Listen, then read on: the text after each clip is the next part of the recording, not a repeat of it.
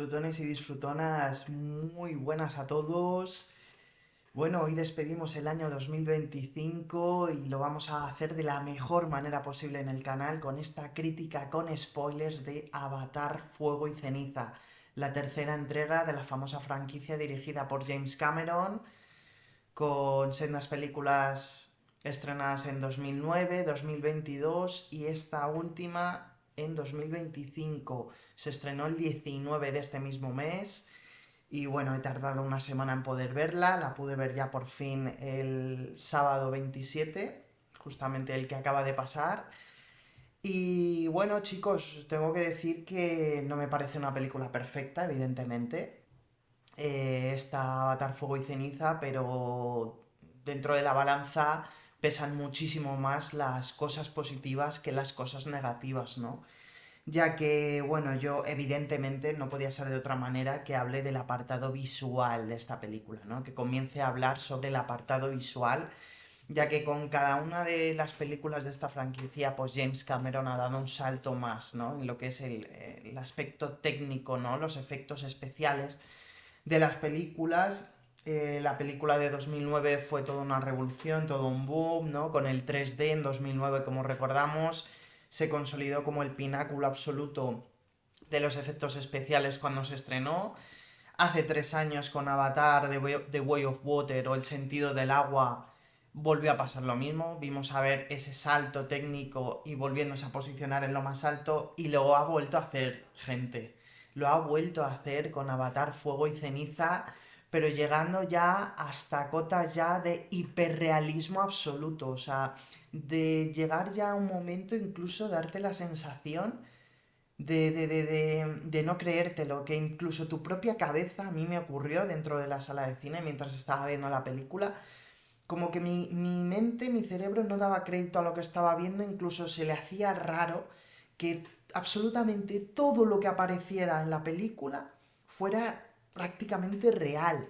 O sea, todas las escenas en las que vemos a Spider, que es el personaje humano, interactuando con los Navi, interactuando con Kiri, con Loak, con Tuk, con Jacob, con Neytiri, es que no se notaba para nada la diferencia, de verdad. O sea, el grado de hiperrealismo que tiene esta película lo hace otra vez volverse a posicionar en el top de lo visual, pero con diferencia. O sea, aquí James Cameron otra vez ha dicho, yo me saco aquí la tula y ya está, porque puedo y lo hago.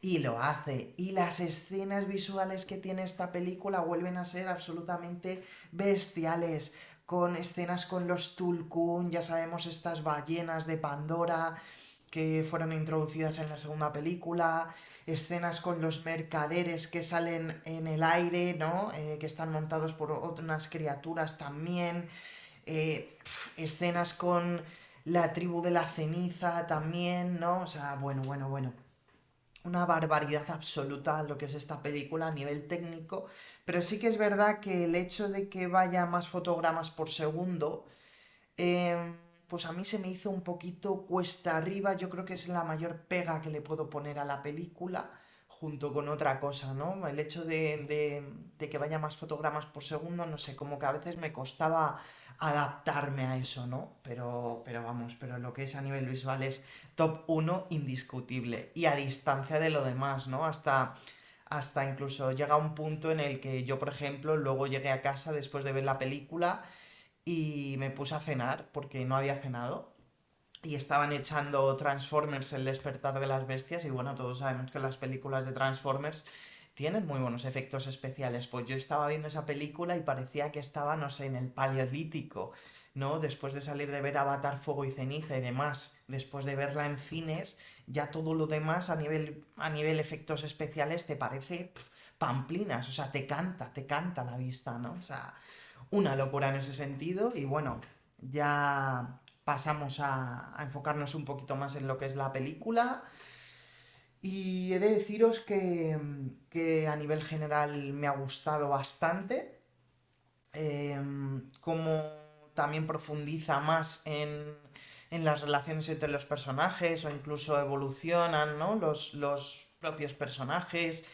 Vemos cómo empieza la película, ¿no? Que empieza justamente después de cómo acaba el sentido del agua, con la muerte, bueno, con el duelo, ¿no? Que tiene cada uno después de la muerte de Neteyam, del hijo mayor de los Sully, y cómo, pues eso, cómo cada uno va lidiando con esa muerte, siendo los principales afectados Loak y Neytiri, ¿no? La madre y el hermano pequeño, ya que por un lado la madre, pues evidentemente con la pérdida de su hijo mayor, pues es algo que le duele muchísimo, le cuesta mucho asimilarlo y superarlo, ¿no? Y más cuando sabe que todo ha sido culpa de los malditos humanos, ¿no? Que son los que le han quitado absolutamente todo a Neytiri, ¿no? A lo largo de estas películas, ¿no? A lo largo de esta historia, desde el principio, han sido los que, bueno, pues los que masacraron y incendiaron y, bueno, propagaron pues su destrucción por toda la tribu Omaticaya, ¿no? Incluso matando a seres queridos de Neytiri, etcétera, etcétera. Luego pasando por el hecho de que se tuvo que mudar con su familia para que, no, para que los humanos no siguieran atacando a su tribu, ¿no? Que esos son los sucesos de la segunda película, como vemos cómo pasan a formar parte de la vida de los Metcallina, ¿no? De la tribu del agua. Y ahora, pues encima también ocurre el trágico suceso de la muerte de su hijo mayor, ¿no? Entonces Neytiri el duelo lo lleva muy, muy mal. Y por parte de Loak, siendo el hermano pequeño de Neteyam, y es que encima él se culpa de la muerte de su hermano mayor, ¿no? Ya que si no hubieran decidido volver a por Spider, recordamos al final de la segunda película, pues seguramente que Neteyam seguiría vivo, ¿no? Y recordamos que encima era el hijo perfecto, Neteyam, ¿no? O sea, lo hacía todo perfecto, era una increíble persona y luego era también un asombroso luchador también, se desenvolvía muy bien en todas las situaciones. Era muy empático también con los demás y por eso accedió a ayudar a Loak a rescatar a Spider, ¿no? Al final de la segunda película. Y eso pues lo vemos también durante toda la película, ¿no? Ese duelo que tiene Loak, esa culpa que tiene él mismo de la muerte de su hermano mayor y cómo incluso llega un punto de la película en la que Jake Sully, ¿no? Nuestro Sam Worthington, incluso le culpa a Loak de la muerte de Neteyam y ese es un punto de inflexión en la película que luego, bueno, luego el propio Jake Sully pues se va a ver con la necesidad de revertirlo, ¿no?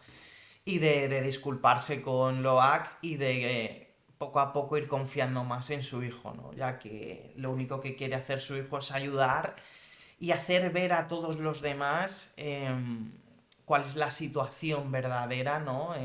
Con el caso de los Tulkuns, porque los Tulkuns no hacen absolutamente nada y vemos en esta película el consejo de Tulkuns, ¿no? Que está muy, muy bien, muy bonito, ¿no? Comandado pues por la matriarca y el patriarca, que vemos que son Tulkuns incluso más grandes, o sea, son mastodontes absolutos, ¿no? Si Paya Khan ya nos sorprendió en la segunda película, ¿no? Por su tamaño, pues imaginaos. Paya Khan no es nada en comparación de los adultos y menos incluso de los matriarcas, ¿no? Y patriarcas de los Tulkuns, pero claro, vemos que son una especie muy pacífica, que no quiere entrar en guerra y demás. Y Loak, junto con el propio Payakan, que durante toda la película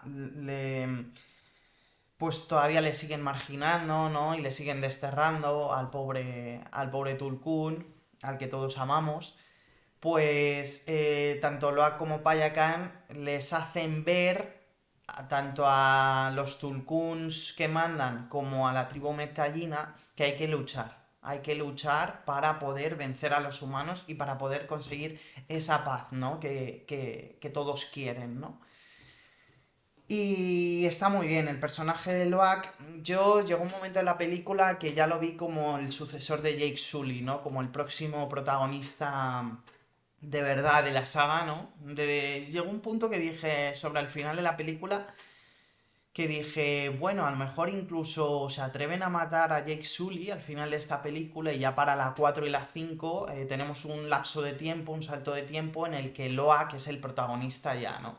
Pero bueno, conforme va pasando las películas cada vez va teniendo más protagonismo y me parece muy muy buen personaje que es un incomprendido, ¿no? Pero que luego resulta que es que tiene la razón, porque en verdad tiene la razón el chaval, ¿no? Y nada, pues luego hablando de otros personajes de la familia, tenemos la trama de Kiri, ¿no? Que se parece un poco a lo que fue la segunda película, solo que ampliado, ¿no? Ya que, bueno, ya sabíamos que no tenía padre, ya lo sabíamos en la segunda película, y que fue creada pues por la propia Eywa, ¿no? Mediante el personaje de Sigourney Weaver, que estaba embarazada, y ahí pues Eywa, con sus raíces y sus cosas, pues hizo ahí un mejunje, ¿no? Con el que creó a Kiri, ¿no? Y por eso vemos que Kiri tiene estas habilidades tan especiales, esta conexión tan profunda con Eywa, ¿no? Que es capaz de, pues eso, de comunicarse con la naturaleza, con la flora de Pandora, ¿no? Mediante sus propias raíces incluso, ¿no?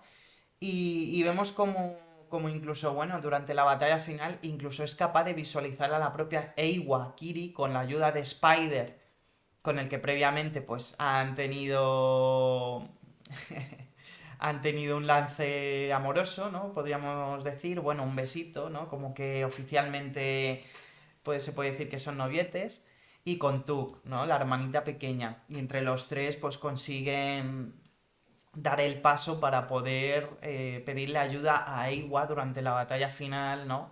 Justamente cuando parece que todo está perdido, lo típico de las películas, ¿no? Que parece que los malos van a ganar sí o sí y pasa algo que revierte completamente la situación. En esta película, pues es esa ayuda que ofrece Eiwa tanto a Kiri como a Spider como a Tuk, ¿no? Y es un poquito lo que pasa en la segunda película, solo que en la segunda película la ayuda que ofrece Eiwa a Kiri es para poder salvar a su familia de no ser ahogados. Como bien recordamos, aquí es a nivel exagerado, ¿no? Aquí salen los calamares estos gigantes de debajo del océano, ¿no? Y se empiezan a cargar a todos los humanos, es un espectáculo absoluto, ¿no? Incluso podemos ver al menos la mitad de la cara de Eiwa, que parece, sí, parece como una nave gigante, en verdad, parece una nave gigante, así, ¿no? Evidentemente muy misteriosa, ¿no? Y demás, pero que sí que tiene cara, le hemos podido poner cara a Eiwa, ¿no? Porque hasta ahora, pues, teníamos muchas dudas sobre cómo podría ser Eiwa, si sería un ente etéreo, si tendría forma o no, cómo sería. Y aquí sí que la vemos con una cara, ¿no? Entonces, bueno, el personaje de Kiri me ha parecido también muy interesante, ¿no? Porque es un personaje único, ella es única, absolutamente, es especial, es el personaje más especial, podríamos decir, de todos, ¿no? Ya que es la única que tiene este tipo de habilidades, ¿no? Y cuando las logra sacar a la luz, pues está chetadísima, ¿no? Como es normal, ¿no? Y pide ayuda, pues, a toda Pandora, ¿no? A lo que es toda la naturaleza de la luna de Pandora. Y bueno, luego sí que es verdad que el personaje de Tuk, ¿no? La niña pequeñita, pues en esta peli tiene incluso menos relevancia que en la segunda, ¿no? Que en la segunda sí que tenemos más escenas suyas, ¿no? Graciosas y demás.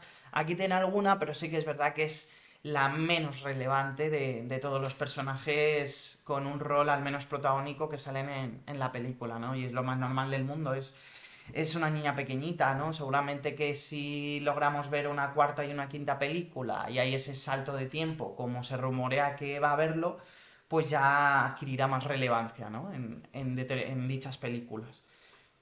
Y luego, pues, bueno, en cuanto a los papis, ¿no? Ya he hablado antes de Neytiri, de cómo la vemos durante la peli evolucionar en cuanto a afrontar ese duelo que tiene por haber perdido a su hijo mayor. Vemos ese duelo increíble que tiene con Baran, ¿no? En el primer acto de la película, ¿no? Entre ella y la antagonista. Y cómo en esa primera batalla, pues la vencedora es Baran, ¿no? Que incluso la logra clavar una flecha a Neytiri. Y vemos como el resto de la peli, pues la pobre, pues evidentemente va intentando, pues, curarse. Y poco a poco la vemos cómo va otra vez ¿no? Intentando utilizar ese arco tan mítico, ¿no? Que bueno, es su arma predilecta, ¿no? El arma de Neytiri es su arco, ¿no? Y como conforme va pasando la película, pues la vemos como ya se va recuperando y ya va sabiendo utilizar otra vez el arco bien, ¿no? Y en cuanto a Jake Sully, pues bueno, sí que es verdad que sigue un poco con la tónica de ser un personaje un poco bastante cabezón, ¿no? Modo marine absoluto, aunque sí que es verdad que llega un punto que te cuesta entenderlo, porque luego te retrotraes a la primera película y recordamos que el que era marine de verdad era el hermano de Sam Worthington, no él. Él no era el marine, ¿no? Pero bueno, luego sí, luego hemos visto, conforme han ido pasando los acontecimientos y las películas, y conforme él ya ha adaptado plenamente su vida como Navi, ¿no? Que se ha vuelto modo marine total, ¿no? Y en esta película vuelve igual, con ese, pues no sé, con esa paranoia que tiene en la cabeza de marine, de la lucha, de esto, de lo otro, de a veces no tener el tacto que debería de tener con sus hijos, sobre todo con Loak, ¿no? Como os he dicho antes, culpándole de la muerte de Neteyam. Pero bueno, sigue teniendo esa trama con Quaritch, ¿no? De los dos, la némesis, ¿no? De Jake Sully, que es Quaritch. Los mejores momentos que tiene en la película para mí sí, para mí son cuando intenta hacerle ver a Quaritch que puede empezar de cero, ¿no? Ya que ya no es el coronel Miles Quaritch, ¿no? Para nada. O sea, él es un ente independiente que tiene la posibilidad de dejar a los humanos de lado y de hacer una nueva vida en Pandora, ¿no? También como Navi, ¿no? Ya que también tiene un avatar. El, el, el coronel Quaritch, ¿no? Entonces, esos son los mejores momentos que tiene Jake en la película, la conversación también que tiene con Neytiri, también está muy chula, ¿no? En la que le dice a Neytiri que no puede vivir con odio, ese odio que tiene hacia los humanos, pues al final lo transmite a todos, lo transmite a él también, porque él evidentemente, él fue un humano, sus hijos son medio híbridos, porque también tienen más dedos, ¿no? Entonces es como que le hace ver a Neytiri ese odio que tiene en general por los humanos, que lo tiene que dejar de lado, lo tiene que dejar de lado si quiere de verdad ser feliz, disfrutar y avanzar, ¿no? Avanzar en todos los sentidos, ¿no? Y ese momento también es uno de los mejores que tiene Jake Sully en la película. Sinceramente, no muere al final, no muere al final, ¿no? Así que bueno, veremos qué es lo próximo de nuestro Jake Sully, el protagonista de la franquicia. Aunque sí que es verdad que en esta película todo se divide mucho más también, ¿no? Ya en la segunda se iba dividiendo, aquí se divide todavía más el protagonismo, ¿no? De los diversos personajes y luego, pues bueno, de los últimos, pues por último hablar de los buenos, de Spider, ¿no?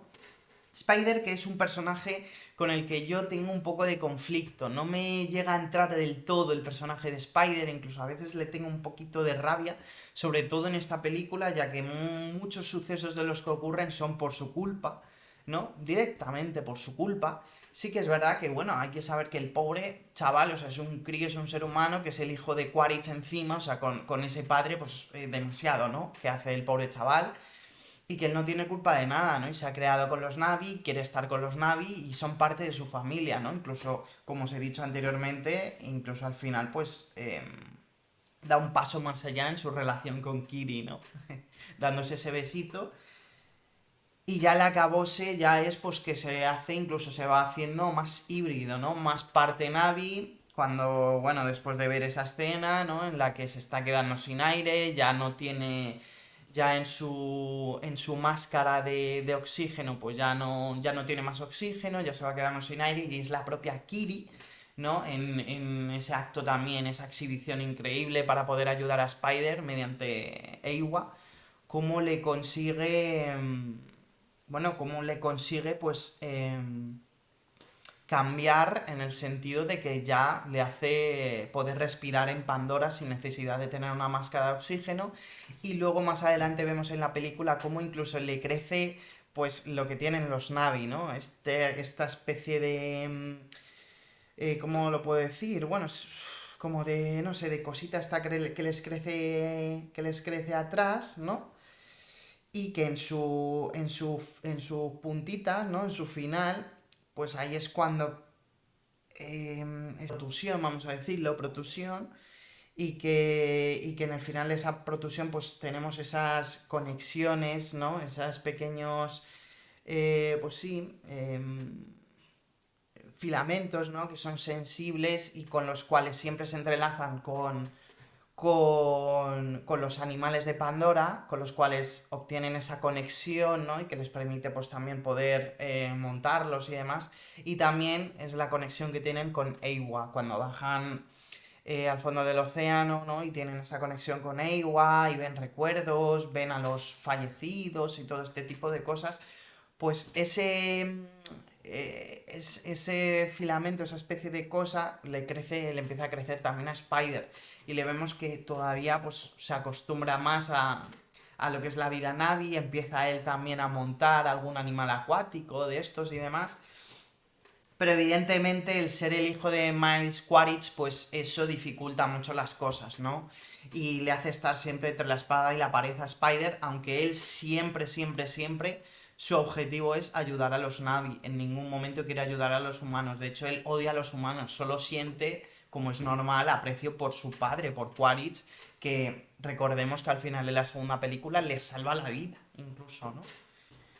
Pero bueno, ya en esta película ya esa idea se le empieza a quitar de la cabeza y en ese momento final, en la batalla final, en la que está peleando Jake con Quaritch, ¿no? Y también está Spider en medio, ahí ya sí que ya no tiene dudas en la posibilidad de poder matar a su padre, ¿no? Si es necesario, incluso le clava una flecha y todo, ¿no?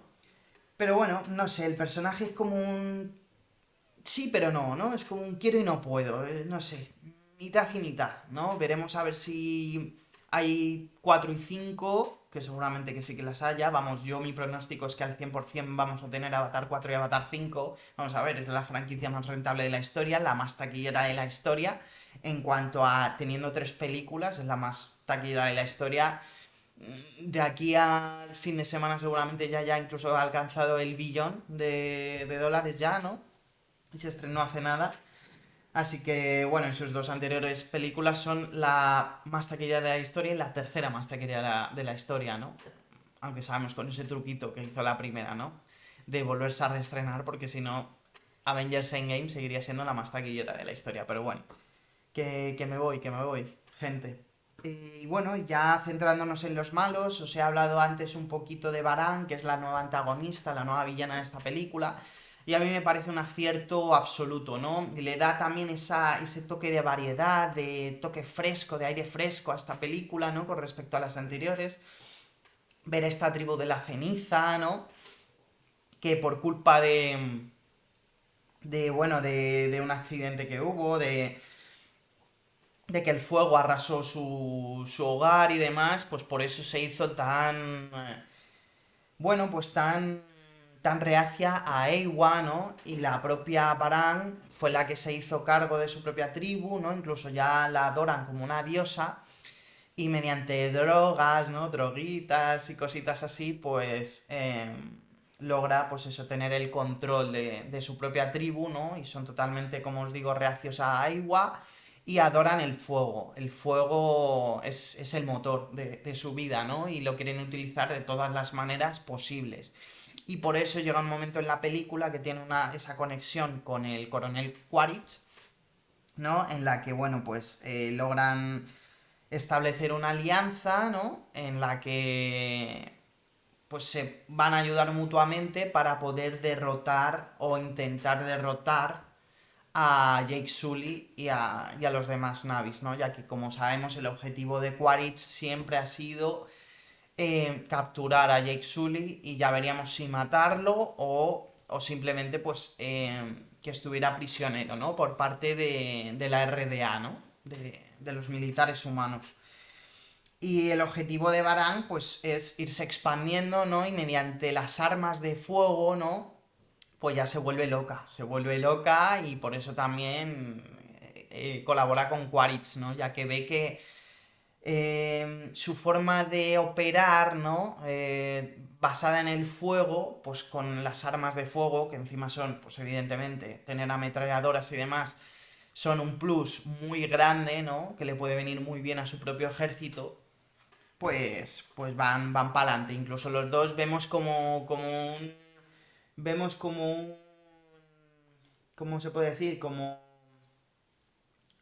una especie de hacendado, ¿no? De Jake y Neytiri en Baran y Quaritch, ya que los dos pues también empiezan a tener una relación un poquito más sentimental, también tienen relaciones sexuales y demás, ¿no? Y los dos se ayudan mutuamente. Pero el personaje está muy bien, a mí me gusta mucho, es muy enigma, o sea, es muy... Es un personaje muy magnético, los movimientos que hace, la manera que tiene de operar, de actuar, cómo habla, ¿no? Toda la manera que tiene también de luchar, esos rituales que tienen, ¿no? Que le hacen como una tribu de estas indígenas, ¿no? Como muy salvaje, ¿no? También como les vemos cortar cabelleras de otros Navi, ¿no? Que nos recuerdan mucho pues a las pelis de los indios estos y demás, ¿no? Y la manera que tienen, claro, de cómo ella conecta, lo que os he dicho antes, su propio... Es que no me acuerdo cómo se llama, vamos a decir su chi, por así decirlo, con el de otro Navi para debilitarle totalmente y ahí ya es cuando le cortan la cabellera ya y acaban con ellos, ¿no? Porque es como que les corta el alma, básicamente, ¿no? Y está muy bien el personaje de Baran. Yo tenía muchísimo miedo, de verdad, gente, de que hubiera muerto al final de la película, porque me parecía un personaje que tenía un potencial muy bueno, que de hecho, conforme va pasando la película, ese potencial se va desperdiciando. Ella va pasando más desapercibida conforme va pasando la película, ¿no? Conforme ya obtiene esa alianza con Quaritch, está allí con los humanos y demás, pierde ese valor, ¿no? Que había obtenido durante los dos primeros actos de la película. Y menos mal que no muere al final de la película, porque así tenemos otro personaje al que se le puede sacar mucho jugo de cara a la cuarta y a la quinta película. Y que incluso se pueda volver la nueva villana de la saga, ¿no? A mí me gustaría muchísimo que de verdad, con todo el potencial que tiene Pandora, con toda su naturaleza, todas sus especies y demás, se le puede sacar mucho jugo a esta saga sin necesidad de estar recurriendo permanentemente a los humanos, que después de hablar de Quaritch ya también pasaré a decir cuáles son las cosas que no me han gustado de la película, ¿no? Aunque ya os he hablado de alguna, pero bueno. En cuanto al coronel Miles Quaritch, a mí es un personaje que ya de verdad me sobra totalmente. Sí que es verdad que en esta película le vemos que tiene una evolución evidente con respecto a la segunda película. Este acercamiento que tiene con la tribu de la ceniza, ¿no? Aproximándose mucho más a lo que es el mundo de Pandora, cada vez va teniendo más discrepancias con los humanos. También debido a su hijo Spider.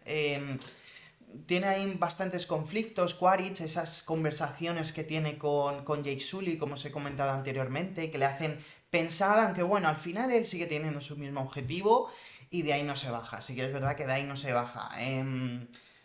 Mediante el interés, se podría decir, pues obtiene la ayuda de Baran, aunque también se queda al final pillado por ella, también podríamos decirlo, ¿no?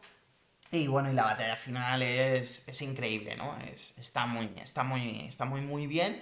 Y el personaje, ya os digo, tiene su evolución dentro de la película, es coherente esa evolución, pero a mí me sobra totalmente. Yo le quería ver muerto ya en esta película, gente. O sea, disfrutones y disfrutonas, os lo digo totalmente en serio. Yo creo que el personaje de Miles Quaritch ya no da más de sí, ya se le ha sacado todo el jugo posible, ¿no? Y al ver que en la final de la película no te muestran el cadáver, ya sabemos que en este tipo de películas, de series, de franquicias, si no te muestran el cadáver es que hay una posibilidad muy grande de que pueda seguir vivo y que dependiendo de cómo le vaya en taquilla a la película y si en el futuro van a hacer más, pues le pueden rescatar perfectamente al personaje.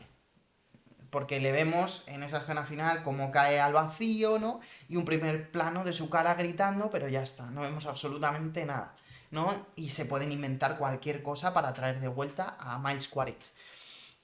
Pero yo sinceramente, yo creo que ya, mira, encima es eso, ha tenido su evolución también en esta película, yo creo que ya ha tenido su propia trilogía, como el antagonista principal, ¿no? De esta primera trilogía, yo ya le dejaba totalmente de lado y me centraba más, como os he dicho previamente, en Baran, por ejemplo, como nueva antagonista principal de la saga, ya que yo creo que eso le daría un plus muy grande, sinceramente, a la saga, ¿no? Y ver esa rivalidad con Neytiri, ¿no? En las próximas películas estaría de cine, sinceramente. Y luego, pues eso, las cosas que menos me han gustado, pues han sido evidentemente toda la trama de los humanos, de verdad. Desesperante a más no poder, yo los humanos es que los odio en este tipo de películas, ¿no? Siempre arrasando con todo, sin pensar en las consecuencias, les da igual todo, solo quieren gobernar, solo quieren, les da igual destruir todo, flora, fauna, absolutamente todo. La coronel me da una pereza que flipas. El personaje que vuelve de la primera película, ese también, da una pereza brutal. Y que vuelva a salir el jefe de los cazadores de Tulkuns, ¿no? Que parecía que en la segunda película había muerto y aquí vuelve otra vez. Que le vemos que tiene ya un brazo metálico, ¿no? Porque el brazo, pues, en la segunda peli se le fue a... se le fue a pique, básicamente. Pues a mí me ha sobrado, sinceramente. En la segunda película había quedado bien. Te dan a entender que había palmado, ¿no? Por parte de Payakan y en esta vuelve a salir, aunque sí que es verdad que el final que tiene también es poético porque la que se lo carga es la Tulkun nueva que vemos en esta película, que no recuerdo su nombre, pero que además había acabado muy mal, ¿no? Muy destrozada, muy herida. Y también gracias a esta Tulkun, junto con Loak y Payakan, pues logran convencer a todo el consejo de Tulkuns para unirse en la batalla final. Y es esta Tulkun la que logra matar, ¿no? Y despedazar al jefe humano Cazatulkuns, ¿no? También, que me daba ya un asco ya ese tío, de verdad, era increíble el asco que me daba. Entonces, bueno, con el final que tiene esta película, pues te puede hacer ver que ya los seres humanos ya no se van a meter más con Pandora, pero luego también tienes, pues eso, tienes esa incógnita de, por ejemplo, el de la primera película sigue vivo, ¿no? Entonces, a lo mejor por trama de humanos pueden seguir tirando por ahí, pero yo espero que no, chicos. Yo espero que ya todo lo que tiene que ver con los humanos ya haya acabado en esta tercera entrega, ya han tenido una trilogía ya con los humanos, y que las siguientes dos películas se centre única y exclusivamente en Pandora, porque hay mucho potencial, repito, para explorar otra vez la tribu de la ceniza, otras tribus nuevas que puedan salir, más flora, más fauna, todo tipo de conflictos también internos, entre los Omaticaya y los Metcallina, por ejemplo, yo que sé, pueden explorar muchas cosas, muchas cosas que no tengan que ver con los humanos.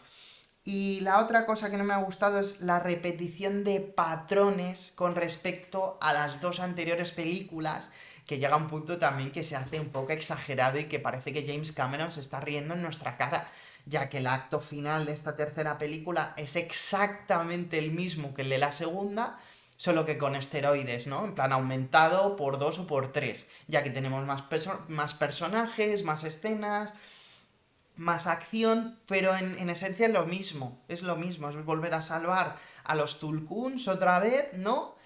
Y muchas escenas son muy similares, de cómo Quaritch otra vez vuelve a coger a Tuk y demás, ¿no? Cómo están en alguna de esas naves estrelladas, ¿no? Al igual que al final de la segunda, en la nave esa estrellada. Tiene muchos patrones que son iguales. Lo que os acabo de decir del jefe de los humanos que caza a los Tulkuns. Todo eso es prácticamente igual que en la segunda película, ¿no? Entonces, repite varios patrones. Todo lo de Mike Quaritch, menos lo de Baran, ¿no? De cómo se va introduciendo con Baran. Pero otra vez todo el rato Jake Sully, Jake Sully, Jake Sully. Y es como, a mí ya me cansa absolutamente, ¿no? Todo ese tipo de cosas. Entonces, pues sí, esa es la mayor pega que le puedo poner a la película, el tema de la repetición de patrones con respecto a las anteriores. Y por eso tengo esperanza en que ya para una cuarta película, pues ya totalmente cambien el chip y que James Cameron se enfoque en hacer una historia de manera diferente, como os digo, ya sin humanos y demás, y que la enfoque de otra manera, ¿no? Porque ya tenemos tres películas con el mismo patrón e incluso que se calcan muchas cosas de la segunda a la tercera. El final, como os he dicho, de Kiri pidiendo ayuda a Eywa, eso también pasó en la segunda, solo que aquí es por tres, todo este tipo de cosas, ¿no? Así que nada, gente, poco más que decir. Bueno, todo lo de Toruk Magto me encanta, ¿no? Volver a ver a Toruk, el gran Leonopteryx, ¿no? Este Apex Predator, ¿no? Esta ave de color naranja. Me encanta porque es uno de mis, vamos, de mis personajes favoritos en cuanto a la fauna de la propia Pandora, ¿no? Está muy, muy, muy bien. Y poco más que deciros, ya os digo, en líneas generales me ha gustado mucho esta película, os animo a verla en el cine, vamos, ¿qué os voy a decir de Avatar, no? Hay que verla en el cine sí o sí, el cine está hecho para este tipo de películas, y ya para esta película ni os cuento, ¿no? Porque ya os digo que a nivel visual es el top tranquilamente de todo lo que hay actualmente. Y es fascinante a todos los niveles. Que sí que es verdad que a lo mejor las 3 horas y cuarto podrían ser un poquito menos, sí, no digo que no, pero estas 3 horas y cuarto se te pasan volando porque no paran de ocurrir cosas, te llevan de un punto a otro súper rápido y luego te lo intercalan con estas escenas visuales que os digo que es que se te cae la baba, ¿no? Y no das crédito a lo que estás viendo en pantalla porque de verdad, y ahora más que nunca, parece que es de verdad, parece que estás viendo un documental de National Geographic, ¿no? Entonces, pues eso es lo que os tengo que decir. Evolución de personajes sí que hay. La introducción de algunos como Baran son puntos muy positivos de la película. Y los puntos negativos, pues esto, ya que se dejen ya del Mais Quaritch y todo el tema de los humanos y la repetición de patrones. Así que nada, gente, espero que paséis una increíble noche vieja, que tengáis una salida y una entrada de año 2026 increíble y apoteósica, que se viene un año muy bueno para todos, a todos los niveles. Y nada, comentadme todo lo que queráis con respecto a esta película de Avatar de James Cameron, si creéis que va a haber al final más películas, si creéis que no, si os ha gustado esta, si no, habladme de los distintos personajes que salen en esta película, si creéis que tienen evolución o no tienen evolución, habladme sobre todo también del tema visual, y si a vosotros os ha parecido que ha repetido bastantes patrones con respecto a las anteriores o no. Así que nada, chicos, un abrazo a todos y a cuidarse. ¡Nos vemos!